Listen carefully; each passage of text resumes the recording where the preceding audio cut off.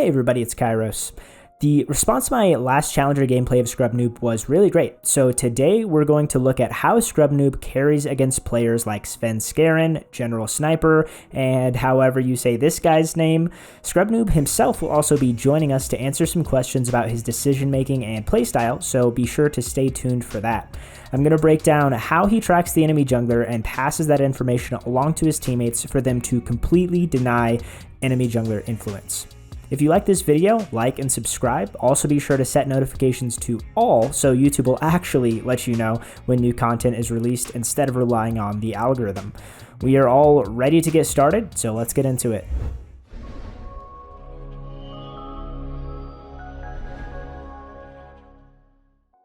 The first part of every gameplay that we look at is to analyze the game plan. So starting in top lane, Riven has a significant mobility advantage compared to Camille pre-level 6, so it's very difficult to gank that lane unless you're able to lock down Riven and 100 to 0 her, otherwise she's just very slippery. After Camille hits 6, it gets a little bit more doable, and also it is General Sniper's Riven. Ganking General Sniper on Riven is stupidly hard. Like, he is so good at Riven, he'll perfectly combo everything, and that guy's just insane on Riven. Then in the jungle, the 1v1 in Masters Plus, Olaf has a 55% win rate, and this champ is completely broken right now. The early game healing from his W means that he can win duels even without landing his Qs, and then later on Gore Drinker makes him incredibly hard to kill. So we'll likely see ScrubNoob avoid Olaf early on to try and deny any snowball potential.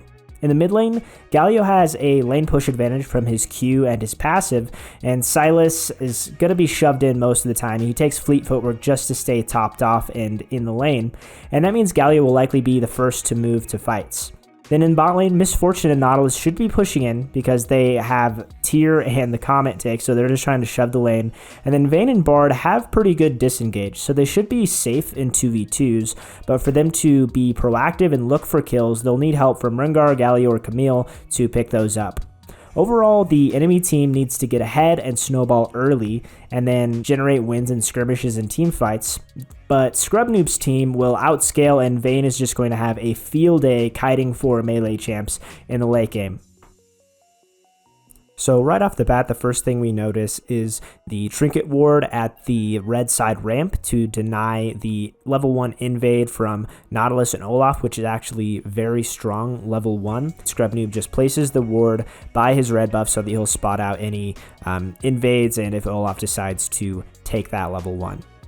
And ScrubNoob starts on blue buff in this game for two primary reasons. First off, he knows that he can't impact the top lane early on, so he's pathing away from that to lanes that he has more likelihood of impacting. And also this will keep him on the opposite side of the map from where Olaf is, knowing that they won't win the 2v2 top side because Riven will have priority, Olaf is stronger, and so instead they just concede the top Scuttle Crab and he paths towards the bottom side instead. Now here's a cool trick that ScrubNoob does on his blue side when he is doing a start over there to make sure that he can get passive stacks. He'll stand as close to the blast cone as he can and spam S and then auto attack it once.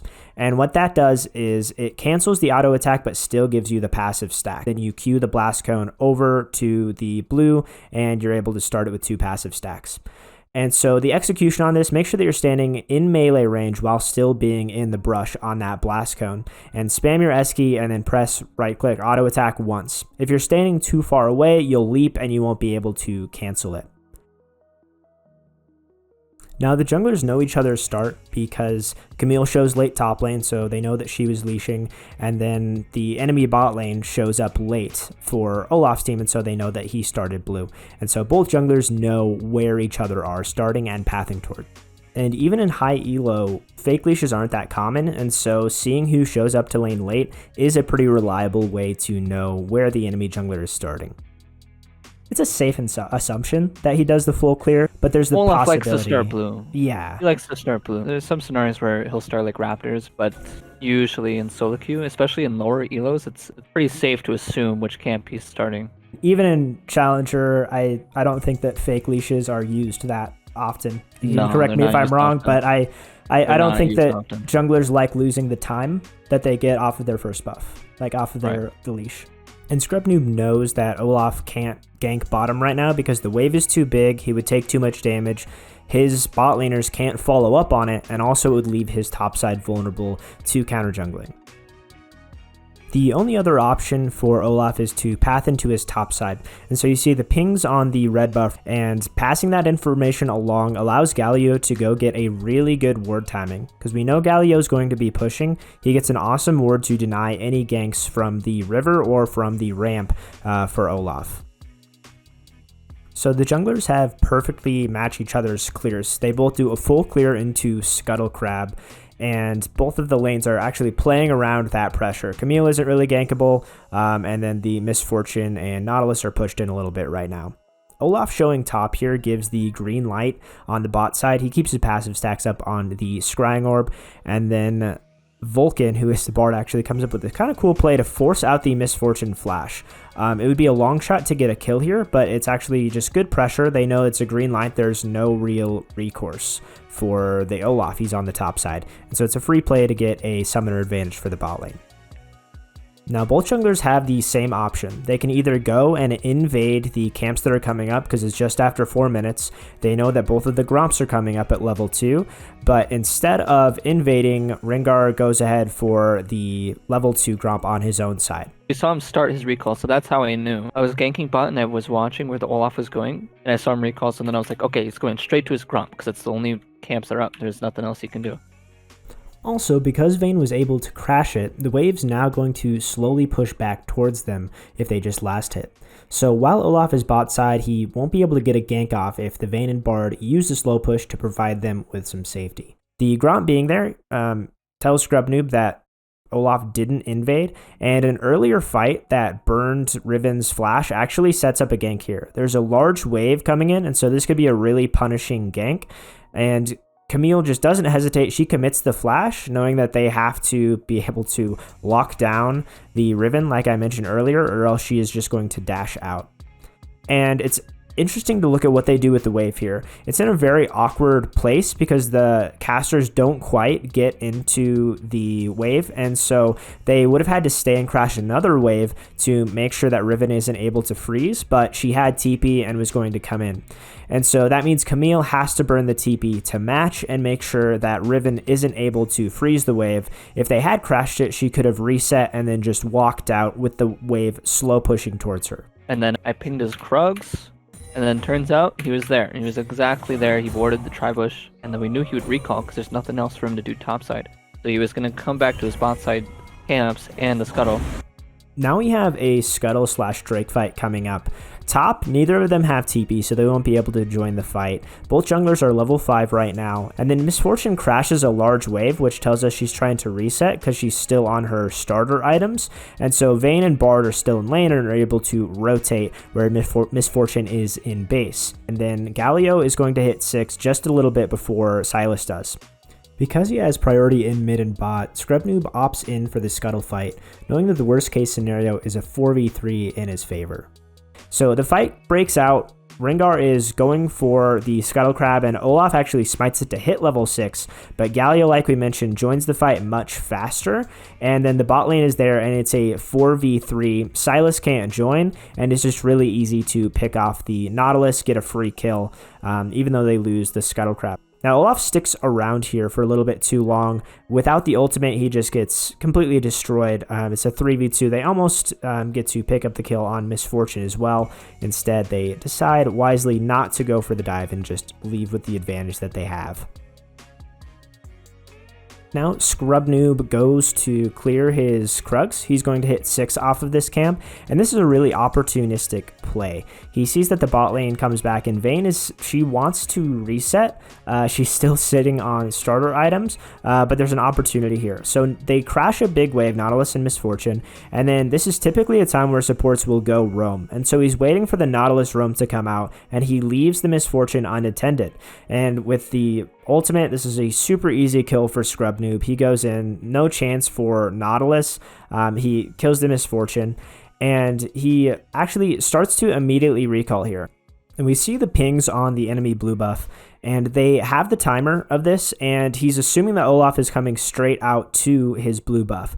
And this is usually a safe assumption in high elo, and as people are pathing efficiently, they aren't just going to leave their buffs up for forever. They aren't going to let them rot in the jungle. They'll generally be clearing them relatively close to when they spawn. And so it's a safe assumption that they're going to clear, that Olaf is going to clear from bottom side up into top. And so we see the pings coming down, and Camille uses this information to secure vision control. She clears the control ward in the tri-brush. She also places a ward in the river brush, and it's just very safe for her for the next 30 seconds because of the information that ScrubNoob passed along. And with the safety that top has, ScrubNoob's going to path into his bottom side. He has the red buff up. He's just mirroring his first clear at this point. His Camille doesn't have ultimate, and so he knows that he can't gank the Riven right now.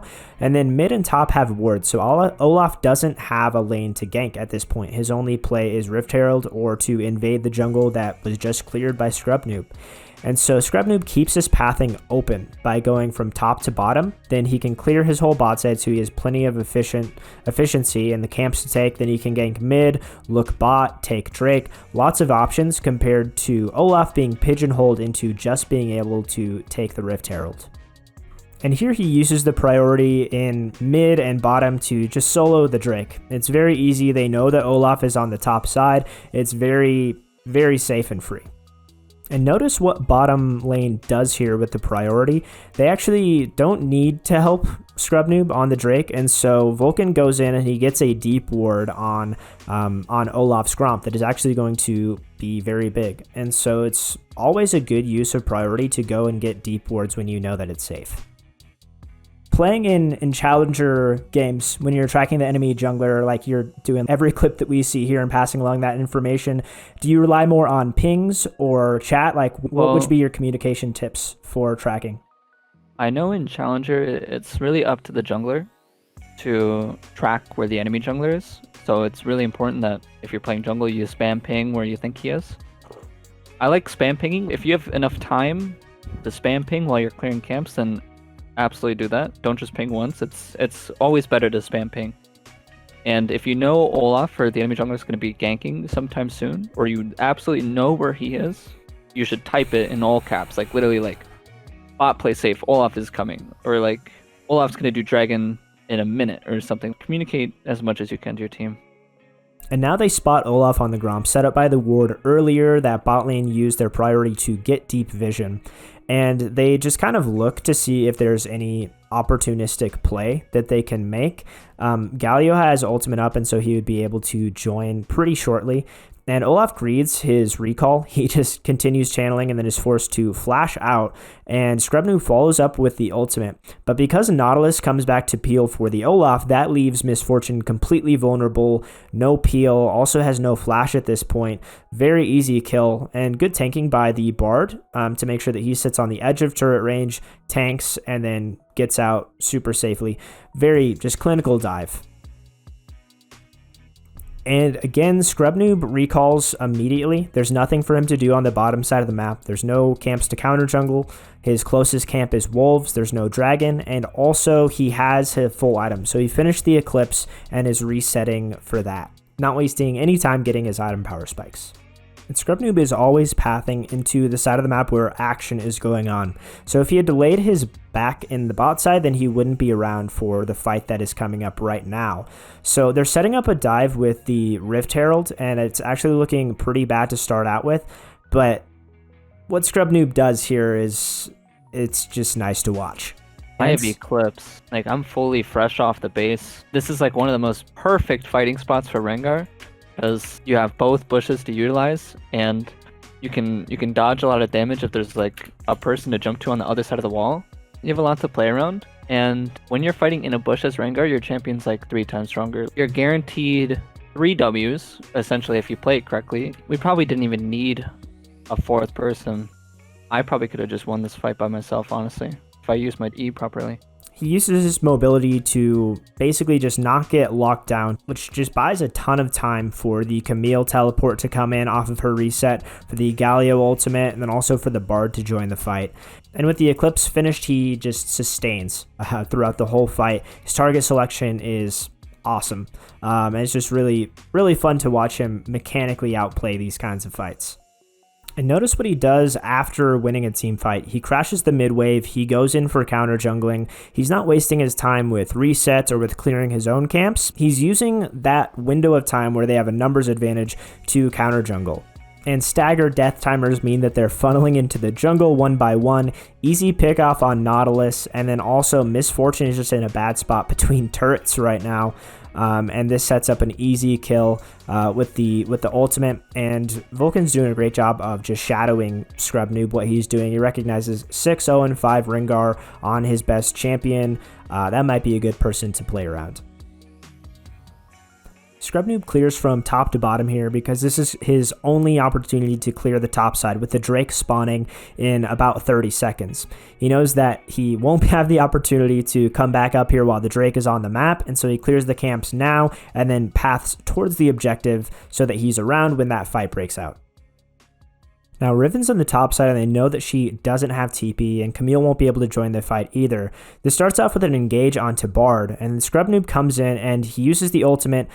He doesn't, front to back. Instead, he dives the Misfortune and makes sure that she isn't able to put any damage out in this fight. Sylas is late with the TP, but honestly, with the advantage that they have right now, Misfortune can't even step up in the fight. She has to flash out, and then she still just dies immediately. So that's a really easy 2 kills. They don't have to worry about the Olaf dive.